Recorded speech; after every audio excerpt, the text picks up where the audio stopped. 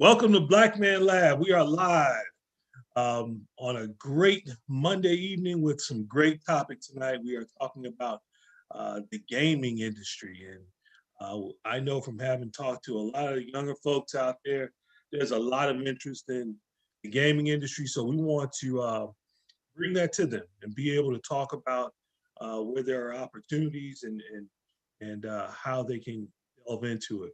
But before we get started, well, one of the things that we do every week is some traditional stuff. First of all, Black Man Lab started roughly 4 years ago. Brother Molly Davis and one of my other brothers here that's on the panel with me tonight, Brother Jared Grant and a couple of other brothers got together with their sons because we know as fathers, sometimes our sons don't necessarily listen to us, but they might listen to an uncle or to a godfather, a good friend.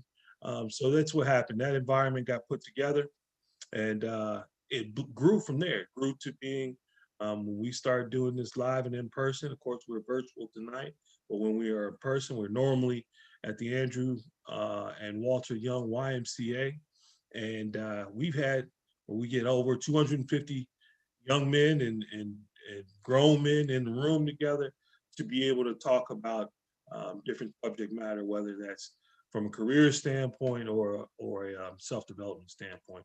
We're doing that every week, every Monday, and we've been very consistent with that. Right? We are virtual, of course, and what virtuality does is it gives us the ability to bring in some folks that we would normally be able to get into the space if they weren't in town or available to get to the location. So before I go any further, we have some other traditional things that we do each week, and it's work on making sure we are centered and ready to take on the information of the evening. So with that, I want to bring on my brother, Jared Grant, to help to get us started. Brother Grant, you're muted, Jared. Greetings, brothers, and welcome to Black Man Lab. We really thank you all for being on the program. We like to also invite or place into our hearts and memories our ancestors. So we want to take a moment to think about some of those ancestors, some of our great ancestors, and put them in our hearts and mind and remember some of the great things that they've done for us, put us in the place that we are today, and assisting and supporting our work. And so take about a few seconds just to think about some of our great ancestors. And lock that into your heart and mind, and everybody raise their fists.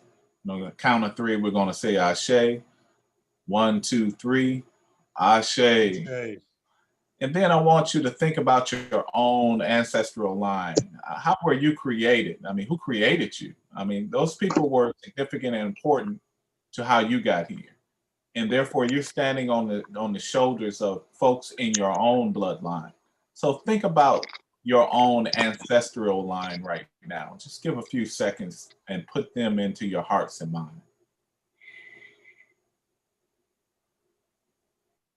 And everybody raise their fists.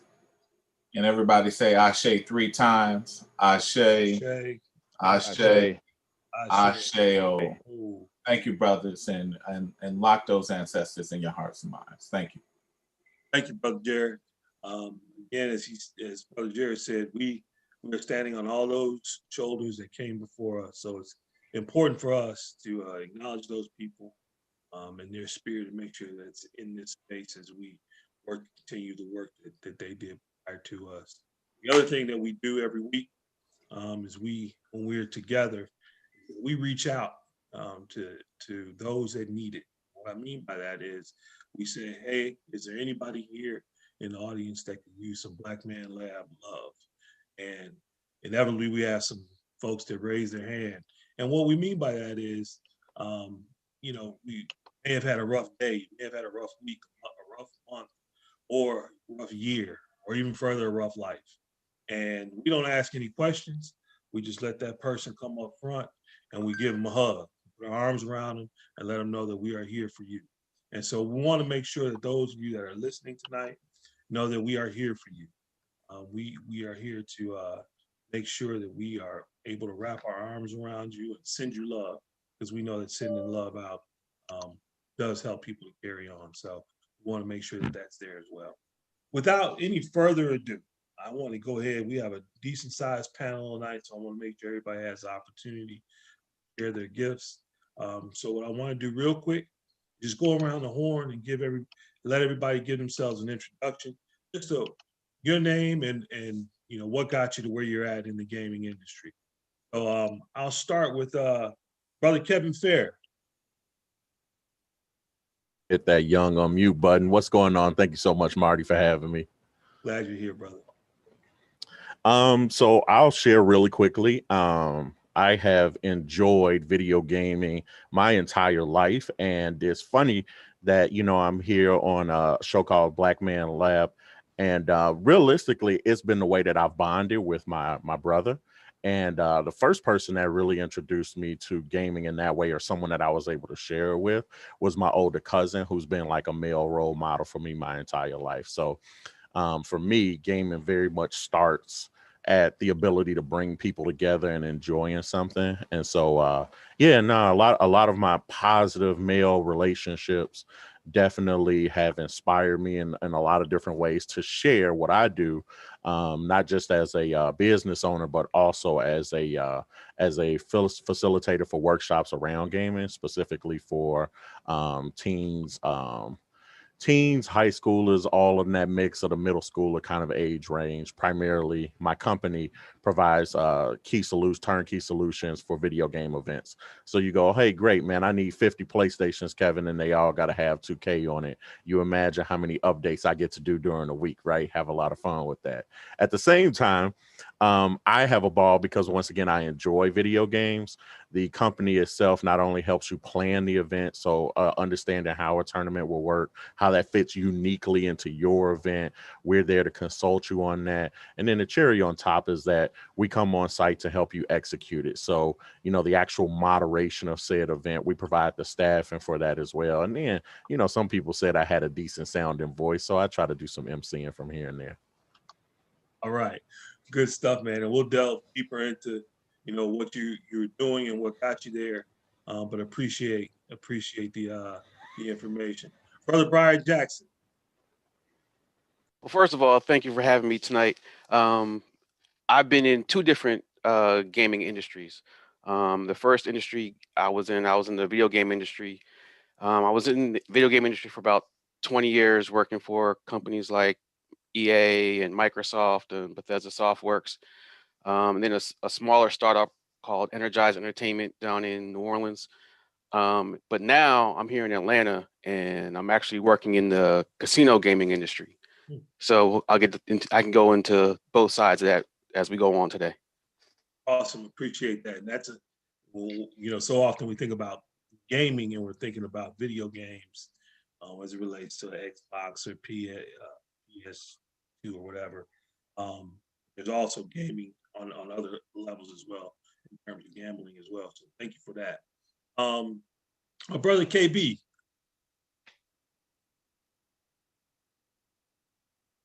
You're on mute there, brother.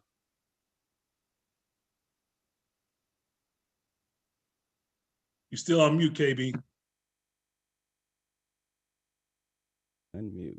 There you can go. You hear me now? All right. Yep, cool. we can hear you. Sorry about that.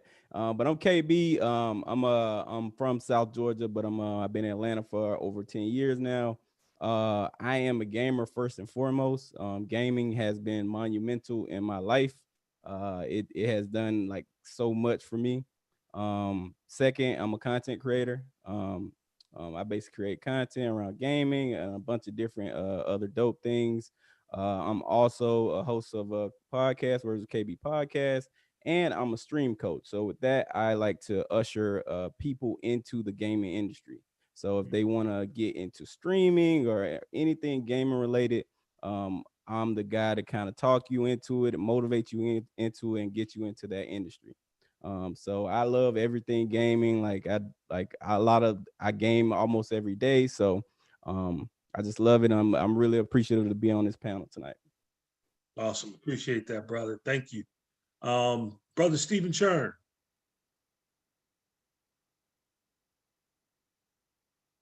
Can you hear me? Yep, we can hear you. All right. So first off, man, I'm honored to be here with all you brothers, man. I've been to the Black Man's Lab before in person, and it's just it's no other feeling like it, man. Room full of that positive. You can't get it anywhere else.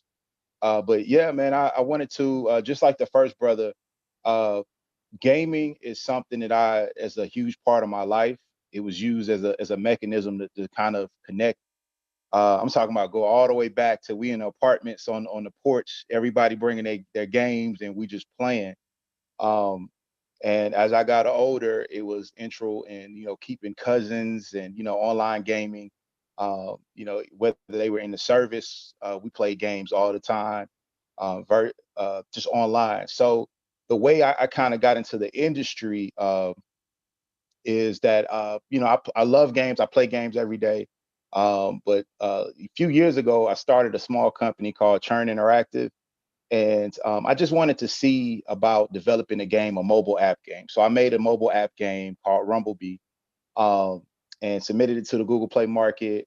It got accepted, and right now it's like almost like 5 stars right now. And it's an old game, but it was a way so all my nephews and nieces and every little kid I know, they could play the game. And I use that I have a youth organization called I Am College, and we do STEM programming, award-winning STEM program.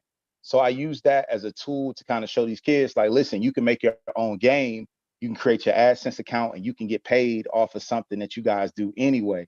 And it doesn't require, college education. It doesn't require a whole lot of tools. You could do that right now. So we kind of introduced that through our STEM programming. And as of lately, before the pandemic hit, we try to keep our program innovative. We started really looking into programming um, with that esports world, right?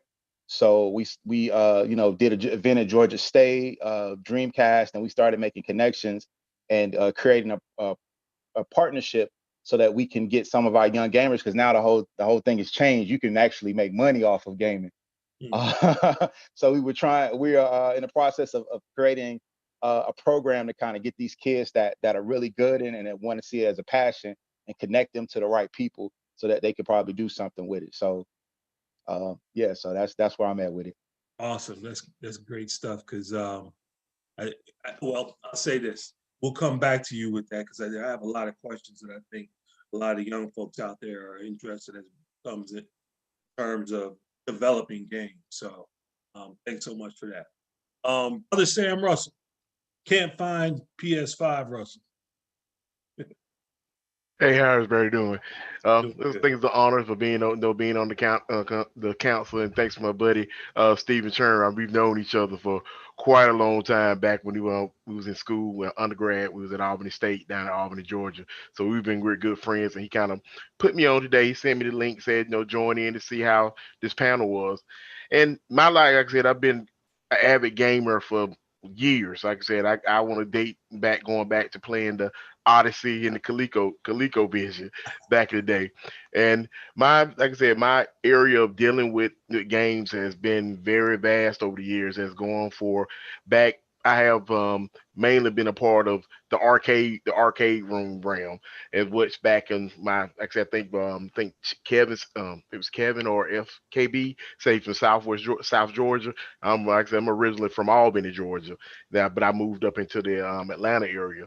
And a couple of back, years ago, we had some friends that, we started had some arcade rooms back in Albany, and we had little arcade rooms in which everybody would game, facilitate. And I've got friendships that I've been with friends that we had played in game rooms for 30 years, and still we're friends now, even since the arcade realm has pretty dissipated to more of a online gaming now.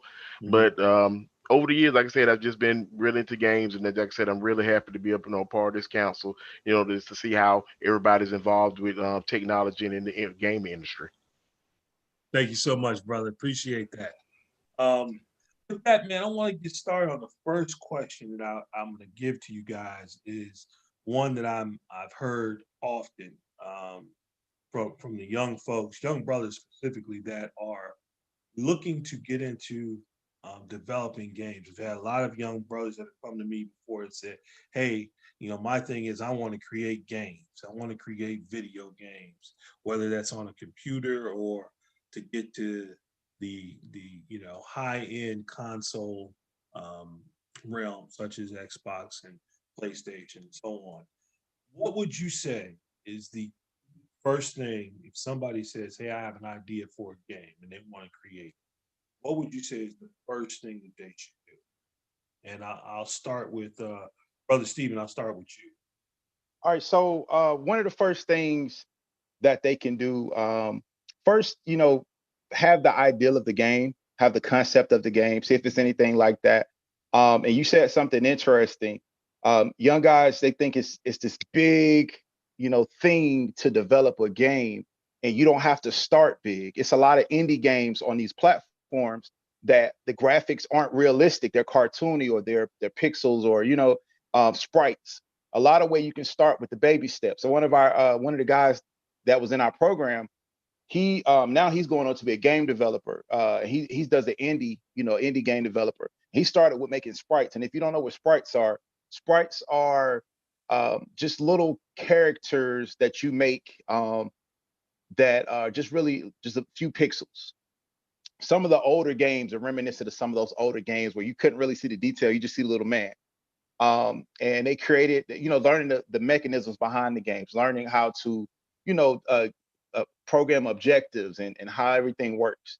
And a lot of this stuff now, the information is out there. It's free game engines. I built my game in a game engine called Unity. And a lot of it, like, it's the information is out there. And just like Google Play, it's a lot of these free platforms for them to test out and just build and try. MIT App Builder. It's a lot of different platforms. But the first thing I would say, just do some research, and try baby steps. Look for anything that doesn't require a lot of software, something that's free, and just create a simple game. Just get started. Just create a very simple game and then grow from there. Awesome. And somebody else can answer this part of the question. Once we develop that game, what's the next step though? So I developed the game. So what's next? Anybody want to jump on that? I'll jump on that real quick. Once again, this is Brian Jackson. But even before what Steven said, there's another step that I always tell people if they're interested in making an app or making a game is make sure it's your idea. And what I mean by that is there's ways that you can go to get certain things trademarked, registered, because when I was working at EA, people would call me all the time and say, hey, I got this great game idea. And I tell them, do you have an NDA? Because if you tell me this idea, we can run with it and there's nothing you can do about it. So you have to protect yourself first, and that's something that I'm sure that everybody else is aware of, but maybe some of our listeners aren't aware of. So when you're talking about creating a game, make sure that you protect what's your idea.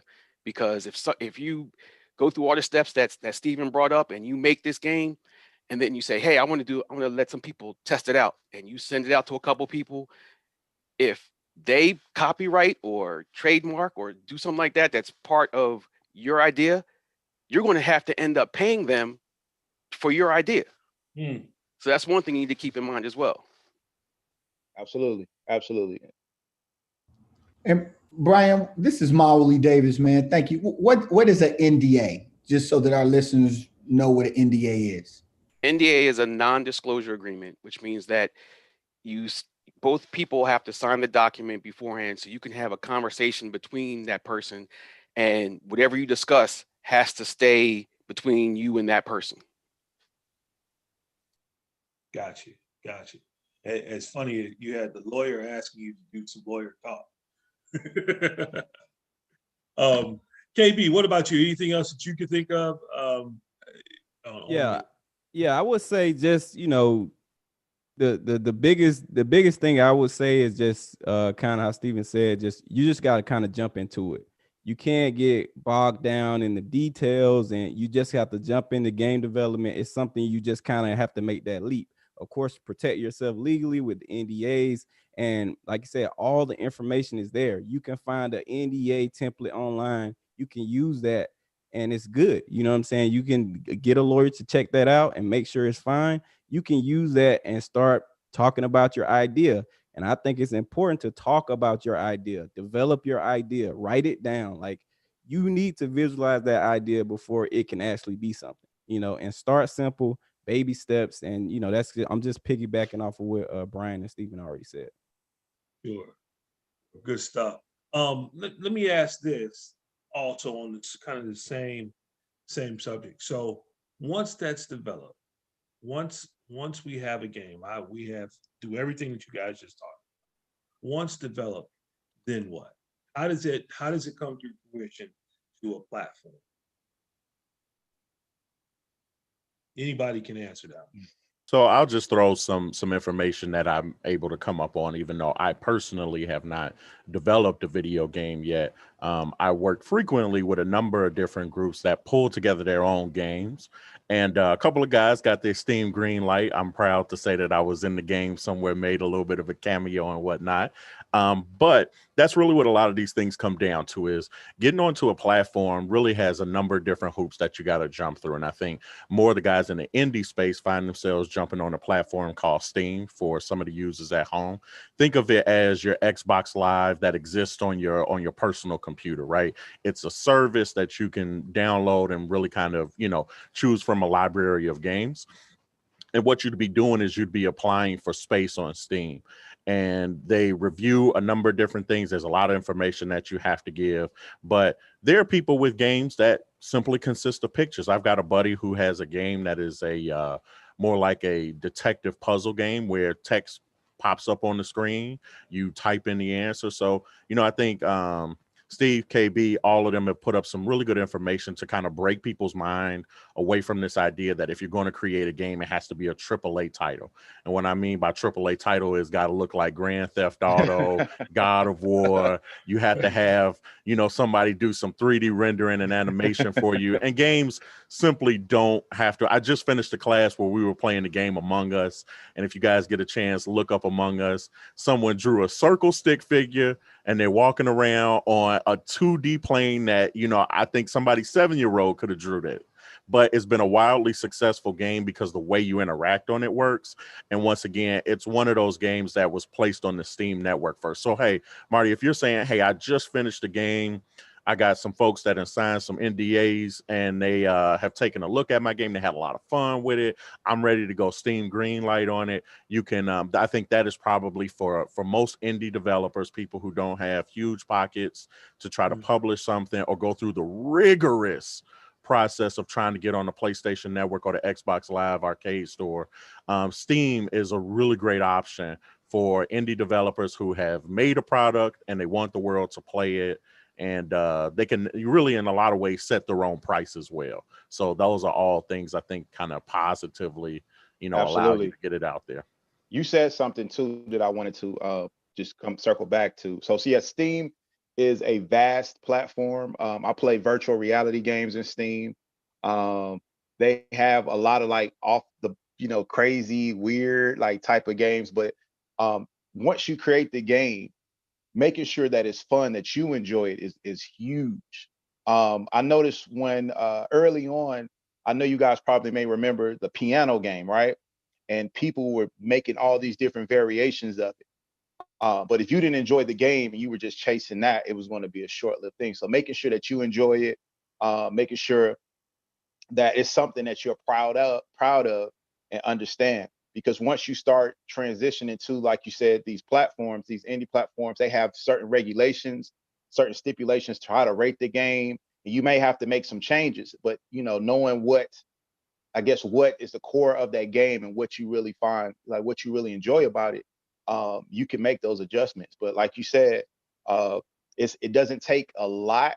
And people have to understand, like, these AAA title games have whole studios behind them. They have like people on different continents working towards this one game. So of course the value of the game or the look of the game of all the aspects of the game are going to be highly rated. These companies are putting millions of dollars in it. But the big leveler is, it just has to be fun. It has to be enjoyable, because some of these companies, man, pour all this money, and we've all seen games flop. And when they flop hard. And it, sometimes they try to over innovate. Sometimes they just miss core mechanics. But if you have a simple game, like you said, with the stick and the person, if it's fun, some of the best and wildly creative, wildly successful games have been very simple, but very fun and addictive. So that's something that you can't like get away from. Yeah, one thing I want to add on to that also, Stephen, was as far as the big AAA titles that you were speaking of as well.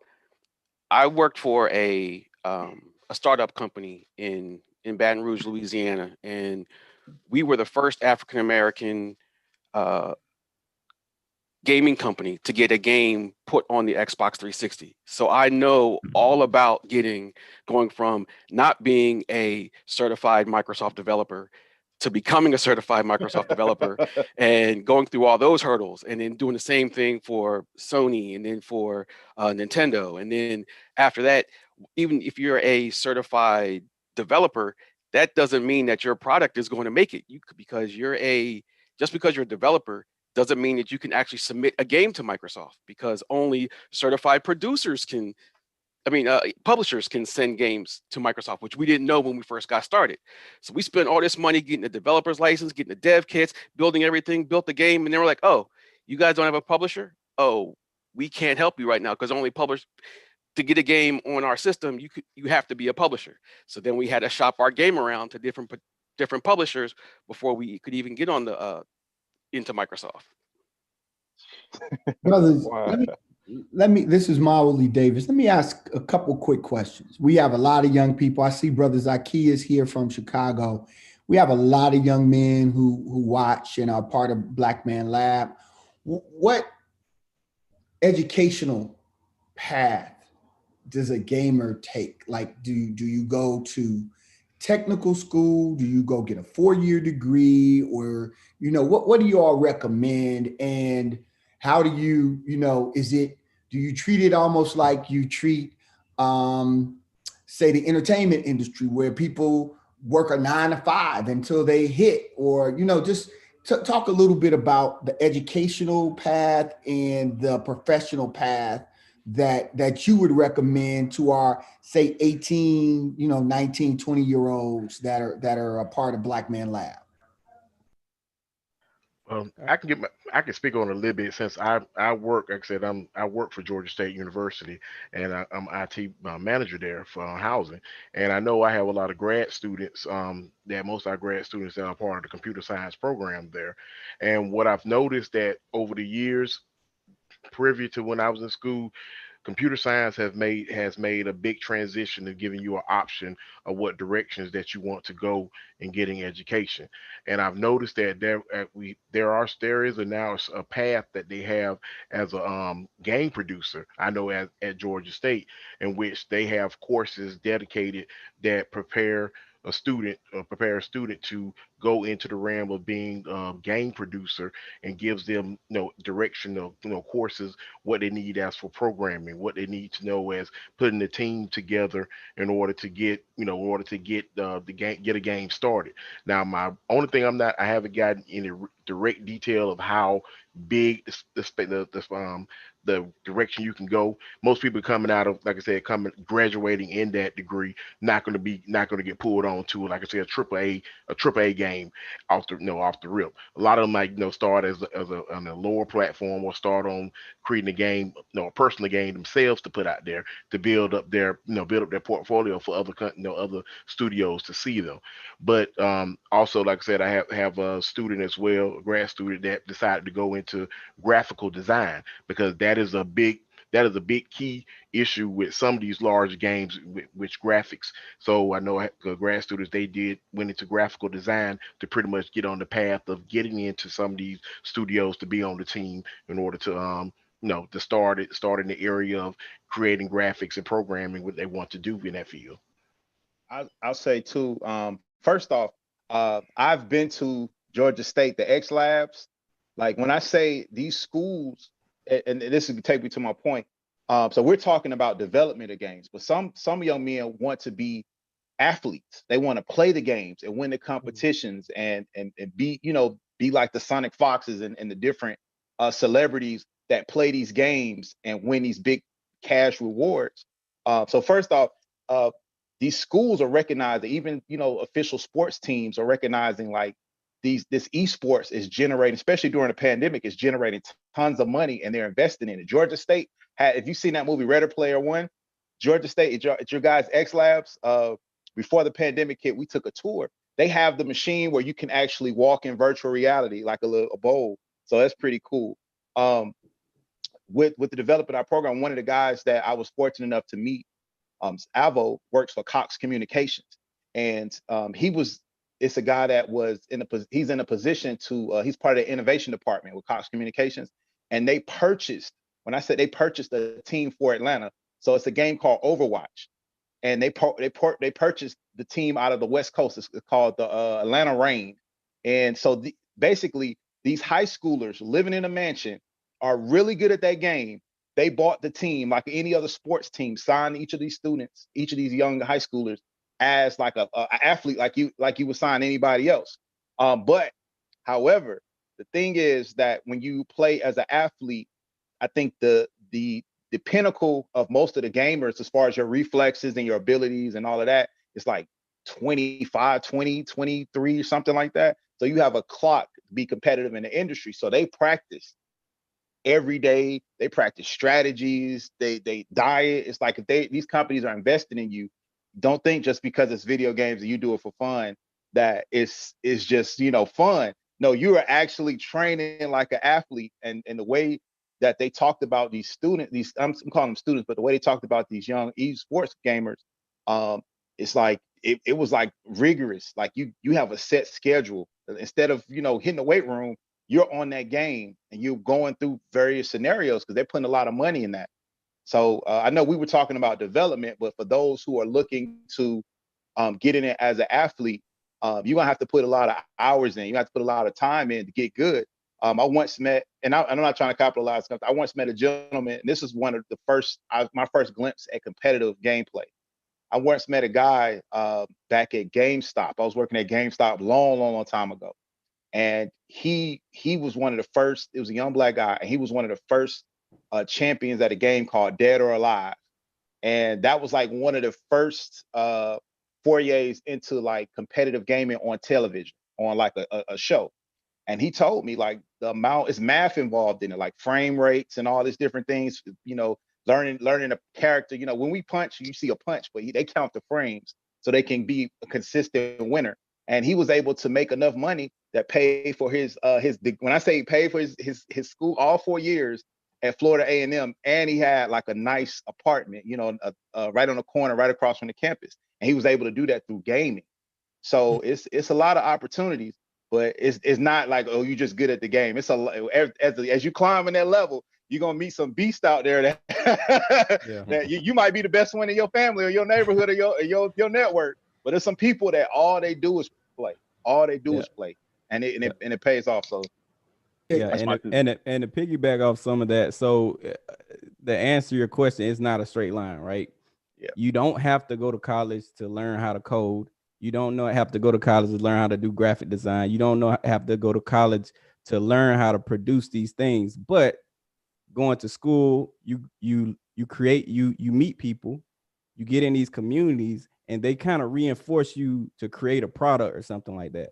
So I partner with a company called Community, and Community's main focus is to get HBCUs and minorities into the gaming space. And when I say the gaming space, they touched on it a little bit, saying you know, being an athlete in the gaming, you know, producing the games, developing the games, and also like streaming the games. Like they have the space of streaming now where you don't even have to be like an expert in the game. You can be a personality in the game. You can just be very knowledgeable about a game, and people and brands and businesses will pay you to, you know, represent their product. So it's about to be a crazy industry. It's set up to make $1 billion this year. And, you know, COVID-19 was bad. It was terrible for a lot of people, but for the gaming industry, it went really well, to say the least. So it's just so wide and big. You know, we can talk about it forever, but it's so many different lanes you can get into now. Whereas I think it's 82% of Black teens play video games, but only 16% are involved in the industry, the gaming industry. So that number is something that community is trying to bring up.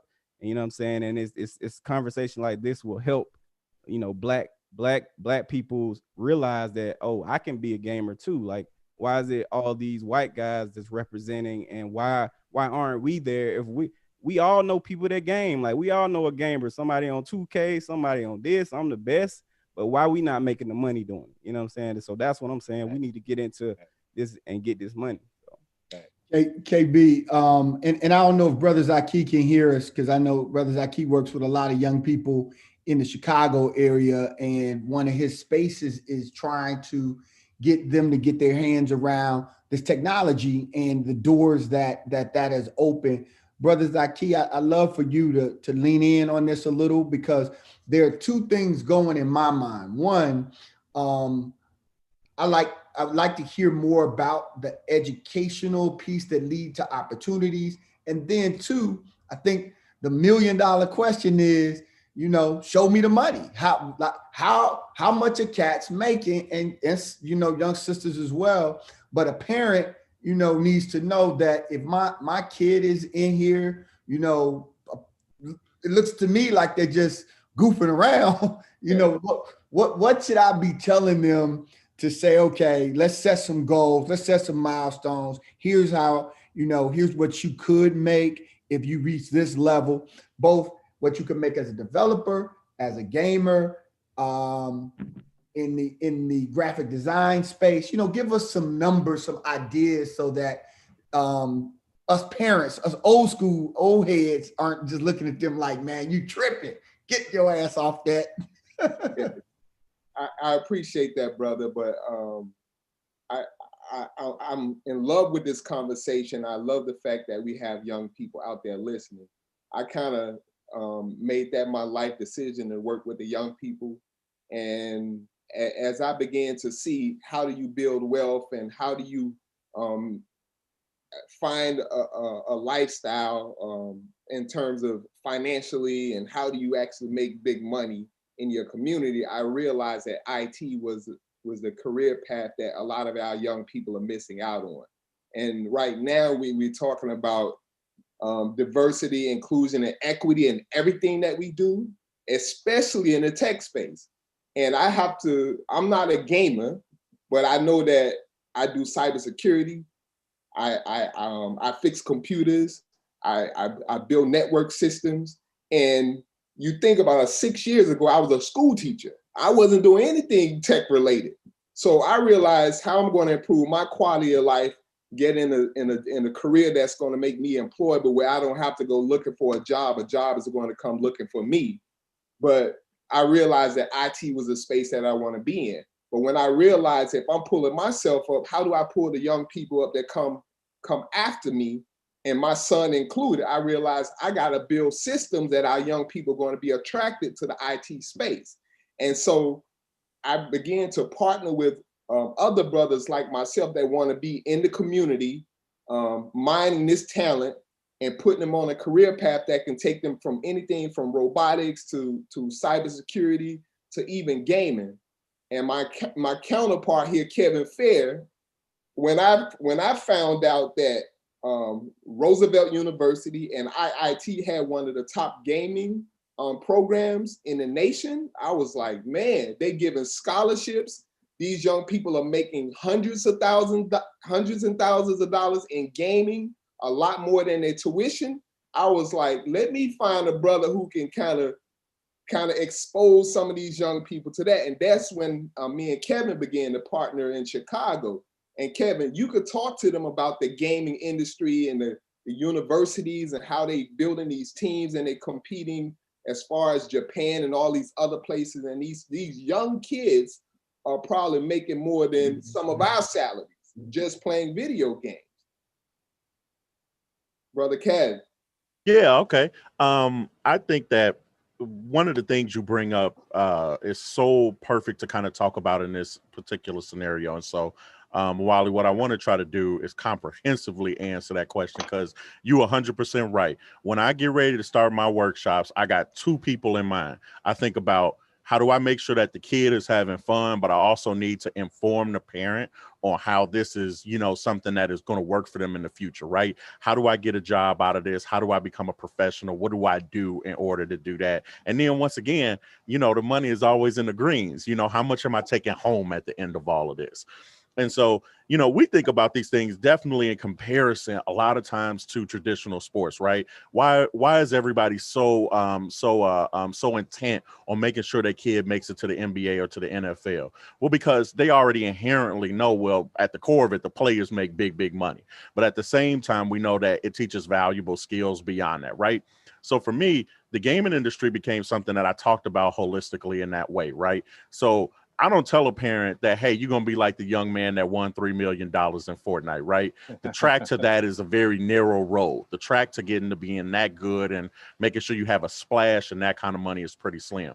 But on the other hand, though, I ain't never won nobody's tournament, but I started a company on being able to produce these types of events, consult groups on how to produce these types of events, and to be able to really kind of, you know, provide a good level of staffing. And everybody knows what electronic rentals go for. So I could give you the numbers on, hey, I know what I'm going to make on electronic rentals based on the amount of events that happen in this month, right? You know, so, you know, a parent will go, oh, in a given year, how much could you make? So, hey, I've had groups that have grossed 100,000 on the lighting, the rent, and they're not a gaming company per se. They're non-endemic to gaming, but that's how they keep their interest, and something like that works. I could tell you that the average salary is $86,000 for a developer, but I also need you to know as a parent that you don't come out of college making $86,000 developing games. You end up beta testing and becoming a really great tester for games first as an entry level gig, which sometimes can be seasonal. That work can be seasonal. You could be working for 9 months testing the game with the studio. For instance, we Pat already mentioned we're from Chicago, so we got NetherRealm games here. So we get a ton of my friends that go and work on NetherRealm's latest project or DLC, new Mortal Kombat coming out tomorrow. Talk about it. That tested that, and guess what? They probably make close to $45,000-$50,000 on just, hey, I come in, and that's not per one gig. That's, you know, a year's worth of work on working on something together with a couple of different groups. So, you know, I know that's one way of talking about it, but I also try and make sure that people know about the different types of jobs that, you know, kind of branch out from this. I think KB is a really great example of someone who is able to use his ability as a personality and as a presenter first and foremost to say, hey, great, here's a way that you can represent your brand in gaming. I think that consistently gets forgotten about, right?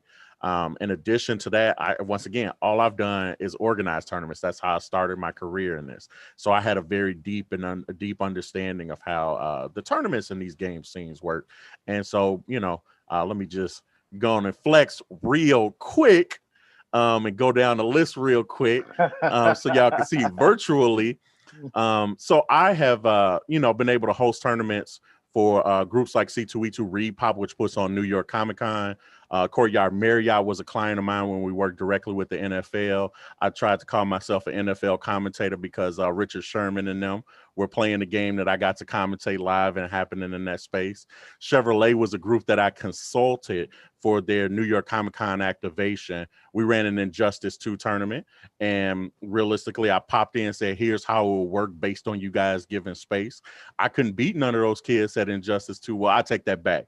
I could beat the children. When the pros came along, I handed off the sticks, but I wasn't going to win that tournament, but I was there to plan it. I was the consulting group that helped plan that, and they rented their entire system set up from me. Red Bull, all of the like Red Bull, I think also for all my brothers there in Georgia, of course, I think they brought their Proving Grounds tournament to Atlanta as well. They hit 10 major cities, and we were the group that consulted them on the spaces here in Chicago as well. So, you know, I try to let parents know that we have to start thinking about video gaming beyond the two key things that we think of, which is you're either making a video game, which is important, don't get me wrong, or you're playing to win money for these games. And those are just two things that you can be doing. Whereas I teach college courses on this.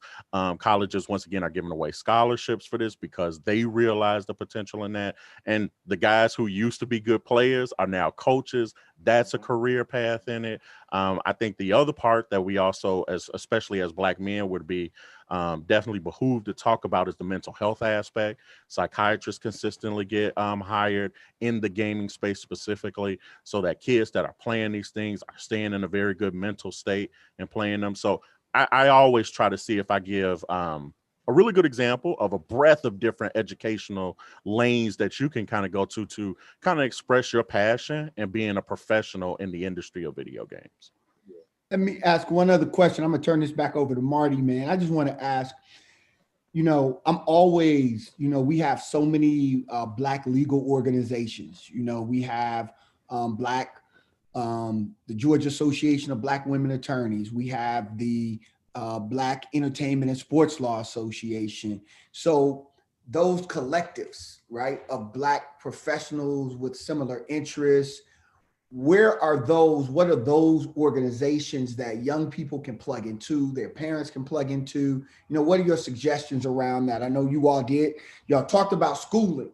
And is there a HBCU that we should be pointing our young people to that really focus on gaming, developing, just in this space? So those are a two-part question. Anybody can just jump in, and keep in mind, brothers, we have about 22 minutes left, and this is a powerful conversation because I'm learning so much.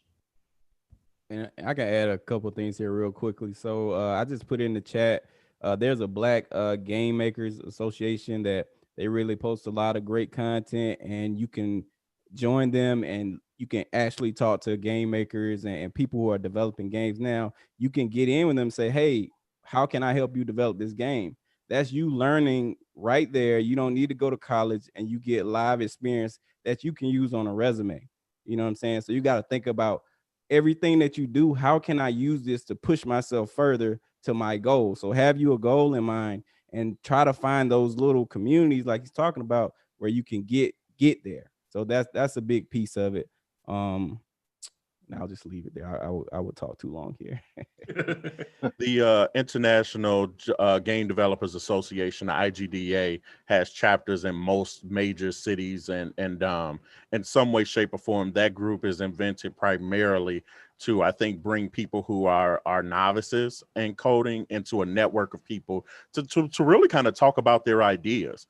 In a lot of different ways, they talk about, hey, so this is what my game is about, and the just like anything else, the NESBs of the world and whatnot, the NABJs, they discuss very frequently, here's how I got to the point that I got to, right? Whether it be career wise or a particular project. I think the other nice thing about an organization like the IGDA is that they put on codeathons and hackathons a lot for high school students that are interested in that type of thing. So I think if you have a local IGDA chapter, they, very much are always interested in trying to engage high schoolers, middle schoolers, in a means of trying to bring them into the fold. And then, of course, if you get into it, you find out that you like it. I think it's very powerful for you to be able to talk amongst your peers or your colleagues professionally in that way. And I will say the HBCU space, they are trying to make forays into getting into this esports. You can Google it. I think it's the Undefeated. They are getting ready to launch. It's like an esports league that HBCUs have a foot in there trying to get it. Back to really quickly, back to your question about like parents. I have one of the mentees when it was in my program. He was really good at games, and he would go to competitions and he would win like small pots. And his mother took interest in it, and she kind of rode it. It's one of those things that at a certain age, when your parents are into something, you kind of get off of it. So that was one of the issues. So anytime your child shows interest in something, take them to the events, take them to that, help. As a parent, you can help them by keeping them in that atmosphere. You know what I mean? Like if they want to go to a tournament, if they want to go to a class, or they want to get that, just like anything else, just encourage it and let it blossom like that, and help them as best you can. If they need money to get a developer's license, or if they just want to start a business, like you said, and start a game truck, there's always avenues to provide support as a parent, because it's a lot of different avenues to being successful in this industry, and that's why it's growing so fast. And brothers, thank you. This has been a lot of great information so far, and it's spinning a whole bunch of questions in my head. As to Mauli's point, as one of those old folk, now I probably consider myself that thinking about different ways of doing this work, right? In terms of the gaming industry, from a business standpoint, it sounds like there's a ton of different avenues and lanes that you can go in. Back to that HBCU piece, and as well as just college in general. Is there right now any formal, we have the NCAA for sports, right? So football, basketball, so on and so forth. Is there anything like that yet for the for college on any level? And then that's going to lead to my next question. But is there anything out there like that right now that you all know of? I'm glad you brought that up because one of the things I was going to mention earlier was that there's this organization called the National Association of Collegiate Esports, and it lists over. Let me think. Who was speaking earlier? I think it was um, Steven. I think he was talking about Overwatch. So for Overwatch alone, they offer. I mean, they have all the schools that offer scholarships just for playing Overwatch. And there's 111 schools just for Overwatch that offer scholarships to go. And some are Division I, like University of South Carolina, all the way down to Division III. So I mean, there's schools out there that are paying attention. Unfortunately, on this list, there's not any HBCUs, and it's just because we're a little bit slow getting to that gate. But I guarantee within the next 5 years, there's going to be HBCUs that offer scholarships for that. If you're into programming, there's schools that are geared specifically for the gaming industry. There's one down in Florida. There's one in Texas. I know Southern Methodist offers a master's degree program in all different venues as far as the video game industry. So I mean, there's plenty of ways to get there if this is what you really want to do. And that's exactly what I was getting at in terms of asking that question, is that I'm sure with the breadth of what this industry is, that there would be development of leagues, if you will, from a college standpoint, and we just don't know about it. So part of I think what our challenge is to make that happen. But what were we gonna say, KB? I'm sorry. No, I was gonna say that it exists right now. Like, so working with community, they started a HBCU esports league this year. So they already reaching out to the different conferences, the SIAC, and getting everything approved. So on the HBCU level, we have a body, a governing body there, and it's official within the leagues. Now the problem here is, just like Brian said, the HBCUs are slow getting into new technology and new ideas in general. So, I personally talked to a couple of HBCUs and we tried to get them into the program, and sometimes it's like pulling teeth. But they are looking into, like, with the cancellation of sports and homecomings and all this stuff, they start looking into esports like, well, why can't we get in this esports space? And I'm like, you don't need nothing to get into it but a camera and some gamers. You already got that on your campus. You know what I'm saying? So what you waiting for? Right? You're missing out. Yeah, you're missing out. So there, like I said, the HBCU esports league is happening. It's already happening right now. I think they have matches going this week. They have 4 different games they're doing: Call of Duty, Rocket League, and 2 more games. I can't remember what they are, but it's happening right now. It's just the marketing behind it is not reaching a mass audience, and they're still developing it. You know what I'm saying? So it's on the ground floor right now. I think they have 5 HBCUs in it right now. But unfortunately, HBCUs do not have gaming programs baked into their curriculum yet. You know what I'm saying? But it's coming, because some of these PWIs already have it. Georgia Tech, and they're building, they're building money into it, bro. Yeah, they're building arenas and having teams, and they get into the money. You know what I'm saying? We black folks got to get in there. Like, we can't be waiting, man. And you said something too. I want to just say, representation is very important. Representation in all facets of it, not just development, but all facets of it. And that's how you push it forward. I say, when I was in school, and it's a little known thing, when I was in school, I remember they came. I went to Albany State University. They came to our campus and they was trying to promote a game. It was doing one of our homecomings, promote a game like Madden. But the concept of it was, I don't know, it was like a game like Madden, but the concept was it was all HBCU teams, like a college football team. And then the halftime, this is what made it crazy with me. The halftime, you know how the HBCUs has this huge marching band tradition. They added that component in the game, and that was like on some Guitar Hero type, you know, press the button and you do these different mechanisms, and you're not only would your school win, so you could lose the game, but you could have won the crowd with the marching band. So they coined the black, and it didn't go anywhere because they was looking for support for it, but they, you know, if they don't feel like it's a market for it, they're not going to push it. So that's why I say to all the young gamers out there, just because you don't see yourself or you don't see a lot of them now, keep going, because you might be that one. It's some black esports athletes that's killing it right now.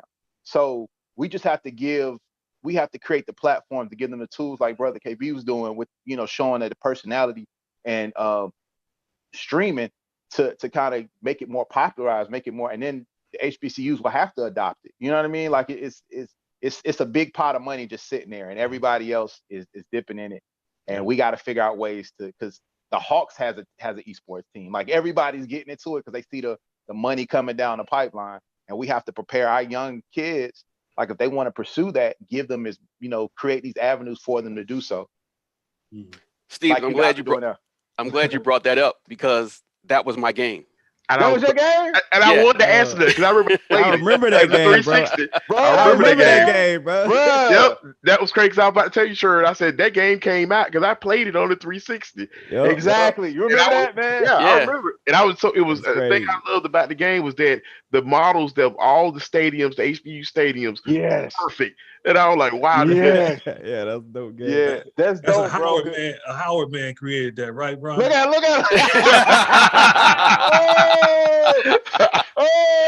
Yeah. And the CEO of the company was from Southern.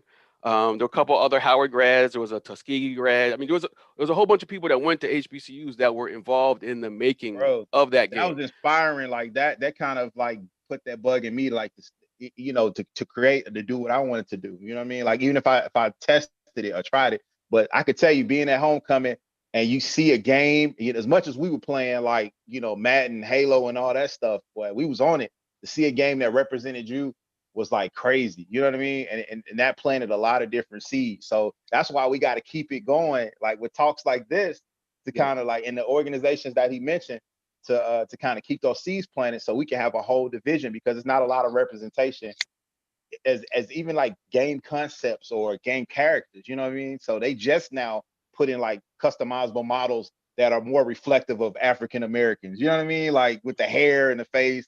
They used to get on there, have to use the 2K camera, and it still didn't look like, so so that's why we need more of us in this industry, because it's money in it, and it's bigger than that. Yes, sir. Question. In this moment in our history, with all that we see happening in terms of social justice work, how do you all, being in this industry, how do you see those of us who have been in the civil and human rights work? What can we do to help leverage this social justice moment so that we can add the diversity? How do we do that? That partnership kind of work, right? Because we see it. We have entrepreneurs in our among us. We have brothers that are working in corporate America. And when I talk to lawyer groups, I'm telling them, if your Fortune 500 company that you are general counsel of, or if you work with a big law firm, whatever they offered you last year in terms of supporting your Black initiative, make them give you 10 times that amount this year. For real. It's like, we got to, this is a moment. We need, give up the resources. These are, resources that you all jacked us for to begin with. Now you need to feed back into the community. How do we leverage this moment to help expand, obviously something all of you all love, and a space that there is clearly a great future in, is going to continue to grow, but we need to get, our market share. Can I answer that question? Yeah. So one of the things that I'm doing in Chicago is there's talent. There's obviously talent in our community. So we have to become executives of that talent. We have to point resources to that talent. We have to park outside those HBCUs and set up those systems that our young people can actually begin to exploit, explore, create, and then monetize their talent. And so in Atlanta, we talking about like Pittsburgh, Mechanicsville. In Chicago, we talking about Inglewood and Austin. So we have to bring all of our skills and talents and begin to go into the community and build those systems. And then, because a lot of times those funding sources they really don't know what's happening on the ground. They want to give, but they don't know how. If they give, it all goes to some of the major organizations, but it really doesn't trickle down to Pookie, Ray Ray, and Shaquan. We have to be the ones in the community to say, Shaquan and all the other people, yo, let's make this happen. We got to pull those resources and make sure that it's pointed directly at the ones who need it the most. And so if we have outsiders coming into our community, even if they give us reparations, who is going to be the executives that's connected to the grassroots and the young people on the ground that can actually give it to them properly or efficiently, make sure that money is spent efficiently. So we have to be the ones in the community kind of developing those systems so that when people choose to give, we make sure that it's given to the proper groups and make sure that we as a community get a return on that investment. I would agree with that so much, because part of what I see on an everyday basis when I'm teaching a workshop or I'm, trying to set something up for a virtual tournament for students, just straightforward, our kids do not have access to the right type of equipment to really participate in esports. If you just keep it real, most of them do not have a high-end computer at home. So the games that are paying the most to be a part of those communities, most of our kids, they already blocked out of that. If you don't got a high-end computer, you're not playing in the Overwatch League. You're not playing League of Legends. You're not playing CSGO. You're not playing Rocket League. You could just keep going down the list. And the reality is as much as I was a console kid growing up, right now, you only have lucrative opportunities really maybe in the NBA 2K League. Most of the games that you find competitive that you can have parity with, so our kids could be playing the same thing anybody else is, are fighting games. And fighting games, as much as I love and started my business, my career in fighting games is not a lucrative way for me to tell a young person, here's how you continue a professional career competing in these games. So, I mean, to be honest, we could even go further than that and say they don't got the type of internet at home to really participate in these things virtually. We could talk about the digital divide from just merely an internet service provider aspect. So, we're looking at a few things that I think, honestly, we need to try to, from an equipment standpoint, just put these things in kids' hands. They need to sit down and put their hands on a high-end computer and see what the difference is between playing that versus the base console. KB is so on point with talking about the streaming universe, because so many of our kids got so much talent and bring so much flavor to that game. But guess what? Anyway. You ain't gonna make no money streaming directly from your PlayStation or Xbox. The people that's making big money in that industry have a high-end computer with a number of different tools and resources to help them make it work. So man, I always try to keep it super simple. The equipment, we still lacking the equipment that our kids need to kind of make good experiences out of this. Kevin, what's a high-end computer, Kevin? What is so that? I'm already talking about, you got to have AMD. I mean, or most people are probably more of our listeners may be familiar with Intel. Intel Core i7 processors are higher. You have to have not an integrated graphics card. You have to have a RTX, any one of those brands of graphics card to even be kind of close to that type of. And then most of us are playing video games on the television. Wrong. You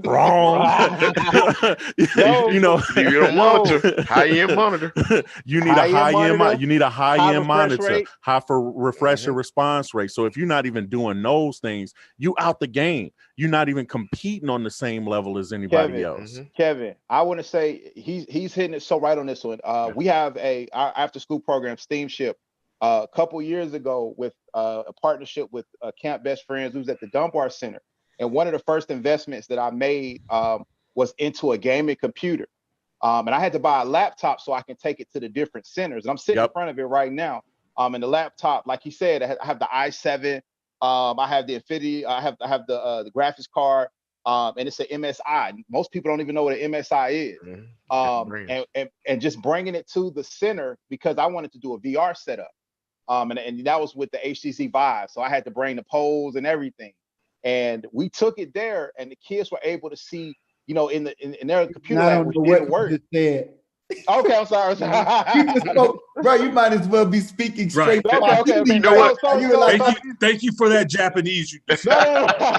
Well, I mean, I bought a high-end laptop, gaming laptop, to their facility so we can do virtual reality, and the kids got a blast out of it. Yeah. So what he's saying about investing in the tools is correct. Let these kids build their own gaming PC. And he mentioned the internet. For those who don't know, if your internet is basic, you're going to suck. Your performance you out the is going game. to suck. You out the game because that character they can pull the trigger a lot faster than you. You know what I mean? They can. It's just a different experience. So one of the blessings of the esports arena is that it levels the playing field as far as physical ability. Now it's about strategy. It's about reflex. But if you don't have the equipment to even stand in a room with them, that's why a lot of these companies sponsor the equipment because they know, like, all right, you have all the talent in the world, but if you're on a sucky Wi-Fi or like if you just not having the best performance equipment, you're going to lose, take an L every time. So invest in the gatekeepers who know what to get, who can teach the kids how to build their own gaming computer and how to upgrade it, and how that's invaluable skills in its sense right there. And you don't even need education. You just need to be able to Amazon, Google some stuff, go to Micro Center, pick out the parts you want, and you can build a powerful gaming PC on a budget and play these games. And because everything he said was correct. Yeah. And you can be in competition, and then I open the whole world with you. So yeah, investing in these gatekeepers that do the work and help making sure that they have because a lot of these rec centers that these communal places these kids go to have the basic of basic computers, you know what I mean? And like be trying to say hop on Wi-Fi, and they got one access point underneath somebody's desk. Ain't nobody connected to no internet. Your latency, and I think once again, kids will have fun learning about these terms and terminology around internet technology process, and they'll have so much fun because we're not talking down to them for a change. We're talking about something they want to hear about, and we making them better in the space, man. So I'll even tell you, if you at the crib and you got a man cave and your wife got the access point upstairs, well, you losing, brother. You not doing no esports. That's not what you're doing. If it ain't the plug directly into it, you losing, brother. Kevin, I want to do a quick little thing. We was talking about how resources not being available, and I'm just talking in the point of being in Southwest Georgia. Before my mom passed, she worked with the Boys and Girls Club, and it was almost times where I would go down there to see her when she was working there. It was almost disheartening to show the disconnection between how they treated blacks in Boys and Girls Club areas versus the whites. And I kid you not, everyone, I literally went to that facility. They actually had machines in there where they asked one of the monitors, the person that ran that facility, she knew the idea with computers. She said, Sam, could you come check some of our computers? And I literally went there, and they actually had machines in there that had Windows 95 on the machine. And you was like, you said, is this a museum? Or you was like, oh, this is a nice museum y'all got. I'm like, what is this? And it got to the point I really realized that these were this how disenfranchised they were doing some of the black Boys and Girls Club. They would give them their location hand-me-downs of older machines, and then you go across town to the newer facilities that become in the white neighborhood. they got some universities, HBCUs don't even have I9s in their labs, and they get the boys and gloves. They got I9 machines. So that's where I think a lot of the resources and stuff needs to be put. That money is distributed equally, and it makes, I mean, because it doesn't make a sense you're gonna have this all the facilities, but every facility is not on the same equal playing field.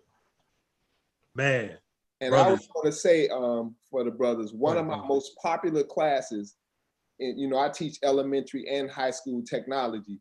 One of my most popular classes was my computer build and repair. So I actually taught them how to build a gaming system. Yep. For my kids who they say ADHD, I put them over the corner. I give them a task to do. Take this computer apart, put it back together. That's what do you call it? Behavior control. That's how I control behavior. I find the kids who can't sit still. I give them a computer, take it apart, put it, and I give them an incentive for doing so. And so that's how you control behavior. The classroom management is what I call it. Mr. Young. I had a similar thing. I had a group of, I just want to say, during the summer program, we had a group of guys that was like hyperactive. So I brought in a couple old laptops, right? Yeah. And what I gave them the tools, and I just told them strip it down. They had that thing on bricks. They had the hard drive out. They just connected a Wi-Fi camera. I'm talking about, and I look over there and I see them trying to figure it out. I didn't give them any instruction, just to strip it down, take it apart as much as you can. And after they took it apart, we start going through the parts of it. And I was like, well, that's actually some money. That's a hard drive. You could turn it into an external hard drive and see how many gigs that is. Look it up online and see how many gigs see how much a hard drive goes for that many gigs. And then it turned out, the light bulb went off, and they start bringing me parts. Like, how much can I get for this? How much? Like, but the interest was there, and they were set there, and they focused, and they figured out how to properly, like the thin ribbon cables, how to take those out without breaking them. So yeah, you're absolutely right. Sometimes you just got to let them get in and let them have access to it, even if they're going to mess it up. Just, just putting their hands on it opens a world of possibilities for them. But they had that thing on bricks, and it was like in like less than 25 minutes. And I do that with cell phones, so I have them research the specs on the cell phone. What type of cell phone do you have? Why are you paying $300, $400 for a cell phone? Tell me what you're getting for that $400. Yep. And that's a class. That's a lab. So I keep them engaged. Yes, brother. And can I Go ahead, add brother one KP. more? I know you want to move on, but I mean, that was a good question too. But I think like something we could do to help push it forward, I think, is like normalize gaming. Like, don't think of it as, oh, this is this big huge thing to make a game. It's not. Don't think of it like that. We gotta normalize that. Like, don't look at a gamer like, oh, you a gamer? Like, oh, that's weird, or that's this. No, we need to normalize it, because in the Black community, we don't look at it and embrace it and say, oh, that's dope, bro. Like, oh, keep that going. Like, we need to make that thing cool. Absolutely. Well, that brother KP, that is actually a good lead into what the Black Man Lab is about, right? We're talking about gaming tonight, but we talked about the medical industry. We've talked about various industries. And I think a lot of times in our communities, what we see is that disconnect of our young folks saying, well, that can't be me, right? But as you guys talk about this, and especially for Molly, and I'll speak for him, because we don't know, we're not in the gaming industry, we may know a little bit here and there, but it's really normalized. This conversation tonight has really normalized a lot of it for me, and realizing that there's great opportunity for everybody. We're way over time, by the way, guys. We're way past where we should be, but Ali and I didn't really want to stop the conversation because it's been so rich and so passionate, and our folks need to see that. They need to see that this is something that they are very capable of achieving themselves. But what we do, one of the things that we do every week, is we ask, what are your habits, rituals, and disciplines that you do on a daily basis that keep you centered and keep you moving and doing whatever work that you're doing? And we ask that because we know that none of this work that we do is just given to us. We know that it's done through being centered, and then also through our practices that we do on a regular basis. So if you could answer that question for us really quick, because again, we're way over time, but we would really like to hear what each of you all's habits, rituals, and disciplines are that you do on a daily basis. Rolling. And I'll ask my bison brother, Brian Jackson, could you start and give your habits, rituals, and disciplines? Sure. Real quick, I have a thing I call a daily motivation, and every job that I've ever had, I've had it posted up. The first thing you see when you walk into my office at work, and it reads daily motivation: design the way, drive a shared vision, challenge a process, enable others to create, and encourage the passion. And I say that because if I say that every day, then that means I'm doing something for somebody else to get them more enthused about what they're doing. And whenever I go to job fairs or I talk to kids about the video game industry, the first thing I ask them is, how many of you all play video games? They all raise their hand. And I said, what if I told you that you could get paid to play video games?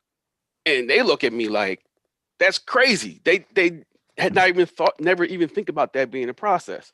So again, if I can design the way to make things better, if I can drive a shared vision of the collective people that I'm working with, if I can challenge a process to make it better, if I can enable others to create and come up with their own ideas and to push their ideas. And the biggest thing though is to encourage the passion.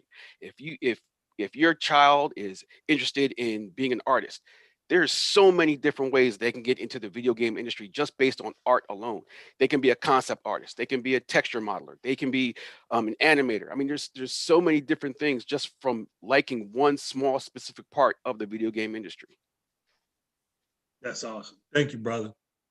Brother Sam, how about you? Habits, rituals, and disciplines. Well, I say one of my biggest habits has been over these 40 years is actually talking tech with friends.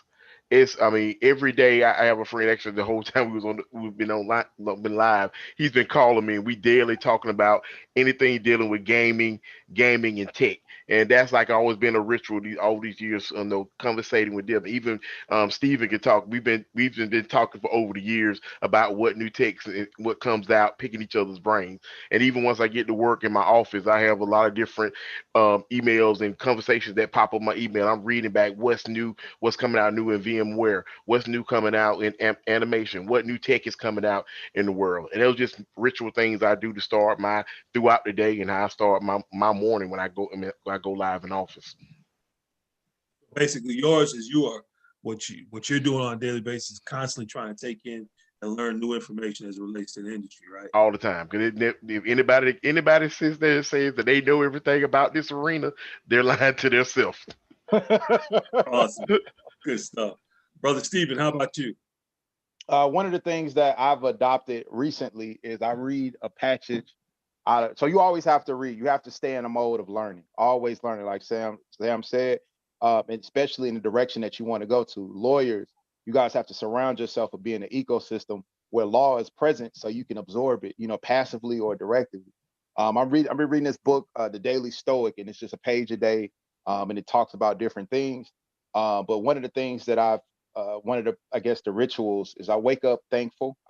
When I get up, I thank, I take account and I say it to myself, what I'm thankful for, my family, my life, my, whatever. And I'll just leave with this, for those young people, if you have a goal, one of the hacks that you can do for yourself is change one of your passwords to what your goal is. And you can program yourself that way. So every time you log on to Instagram, if your goal is, to learn coding, or ask that teacher for that, or look for this program, change one of your passwords to that. So every time you have to log in, it's going to force you to remember it. And that's something that's been working for me for years. I can't tell you what mine is now, but every so often I do it, and then all of a sudden it becomes easier and easier and easier. And that law of attraction.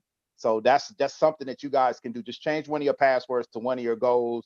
It can be simple. It can be it can be big, and just keep doing it until you have it, and then change it to the next goal. So that's one of the things I'm gonna leave with you guys. Awesome. Appreciate it. Can I go next? Because I got to host a tournament in about 5 minutes. Yep, go. All right. So the two things that I do every day, Flipboard and Kickstarter. I love hearing about new ideas. That's how I keep myself fresh on what people are thinking about on the industry. A lot of fun to read these articles about what people are thinking about is new and creative and possible in video games. And then the next thing, man, I tell my students all the time, man, I keep it simple. My clients know that I play games every single day. And playing games is not only fun, but it keeps me up to date on the machines, the updates, the patches, all of that. And it makes me incredibly relatable when I need to set something up for people. So Awesome. Appreciate that. Who did I miss here? Did I get to you, brother KB? I still need to go. I think I don't know if I do this every day, but I try to infect the people around me. Like I try to always have a conversation about gaming. Like if you talk to any of my coworkers at my job, I do software development. They know that, oh, he for real want to be playing games right now. They know I'm in the gaming industry. They know that that's my passion. So I talk to my friends. I'm like, hey man, you want to join me on the stream and we can do something. So I started a platform around Two Bad Gamers. So I get two bad gamers and we bad, but we'll play a game that we don't know. And that expose a new game, and it's just kind of fun to do. Another thing I do, I try to create content around gaming, anything I'm good at, I try to like, okay, what do I love? What's the cross section of that? And that's mainly what I do. Like that's how I create all the content that I do. Awesome. Appreciate that. Brother Zaki, how about you? One of the things that I always do is just talking to brothers like you all here tonight. I talk to my adults and my brothers, my friends. I be like, well, I live by this old African proverb that says that when the children in the village are not being nourished and neglected, they return to burn the village down. And so as adult men, as mentors, as keepers of the village, of our communities and protectors, we have to make sure that we surround ourselves by as many young people as possible and give them that nourishment so they don't return to burn the village down. And second thing is, we know that within our community, that's where all the talent is, in the hood. We have to go in and become executives of the talent. Stop being the talent and become the executive. You should be at the top of the pyramid when it comes to our talent. We're surrounded by talent. We need to be the ones either monetizing it or showing the community how to monetize it. And stop allowing others to come into our community and exploit our resources. And that's what I live by. Thank you, brothers. Brothers, we have a tradition that we close out. So we're going to ask you all to take yourselves off of mute. And this was given to us by one of our queen mothers here in the Atlanta metro area, by Queen Mother Injiri Alghani. And anytime we were in a room and we would gather, at the close of that gathering, she would always have us either clutch hands or lock arms. And so we're going to ask y'all to lock arms with us right now, because what she was very clear about is that now that you've come into this space, that you're a part of this space and we're connected.